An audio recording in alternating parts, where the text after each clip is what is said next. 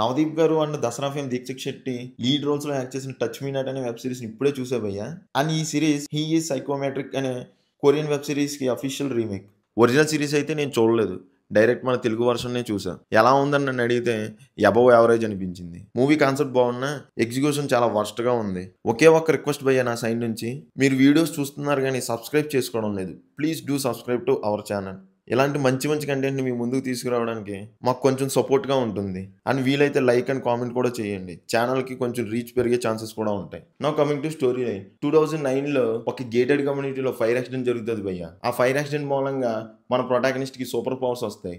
అంటే ఒక పర్సన్ ఆ థింగ్ని కొన్ని సెకండ్ల పాటు టచ్ చేస్తే అక్కడ ఏం జరిగిందన్న తన కళ్ళ కట్టినట్టు కనిపిస్తుంది. కట్ చేస్తే 2019లో అంటే ప్రెసెంట్లో సేమ్ ఎలాంటి యాక్సిడెంటే రిపీట్ అవుతుంది భయ్య. దానికి దీనికి ఏమైనా లింక్ ఉందా?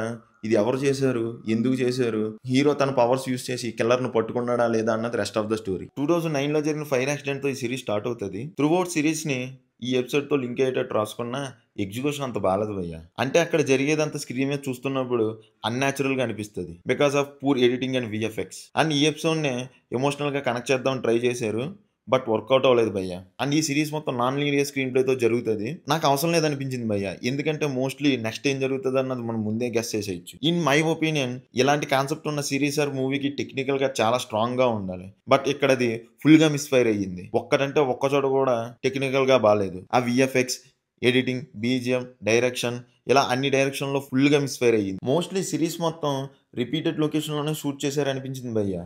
కొంచెం బడ్జెట్ పెట్టి మంచిగా తీసుంటే బాగుంది అనిపించింది. సిరీస్కి సేవింగ్ పాయింట్ అంటే concept and lead actors acting పర్లేదు భయ్య. లీడ్ యాక్టర్స్ యాక్టింగ్ బాగుంది. చాలా రోజుల తర్వాత నవదీప్ గారిని కొంచెం మంచి రోల్లో చూసామనిపించింది. ఆయన యాక్టింగ్ కూడా పర్లేదు భయ్య, బాగానే ఉంది. అండ్ ఇలాంటి టైప్ ఆఫ్ జానర్స్కి ఇన్వెస్టిగేషన్ పార్ట్ చాలా ఇంపార్టెంట్, బట్ ఈ సిరీస్లో దాన్ని గంగలో కలిపేశారు. కిల్లర్ని ఎలా పట్టుకున్నారన్నా చూపించకుండా, ఆ కిల్లర్ ఎందుకు చేశాడు, ఏం చేశాడు, దేనికోసం చేశాడు అన్నా చూపించకుండా అక్కర్లేని డ్రామా రాసుకున్నారనిపించింది. డే షిఫ్టర్ ట్రాన్సాక్షన్ కోసం కేబుల్ బ్రిడ్జ్ డ్రోన్ షాట్ని చాలా రిపీటెడ్గా వేశారు భయ్య. మనీ ఖర్చు పెట్టి పర్మిషన్ తీసుకున్నారని చెప్పి న్యాయం చేయాలనుకున్నారో ఏమో. మై ఫైనల్ వర్డ్ ఈస్, ఈ టచ్ మీ నాట్ని టచ్ చేయకుండా ఉంటేనే బెటర్ ఏమో.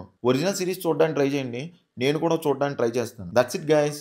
మీకు మా రివ్యూ నచ్చినట్టయితే please do subscribe to our channel. Thank you all. Signing off. జై హింద్.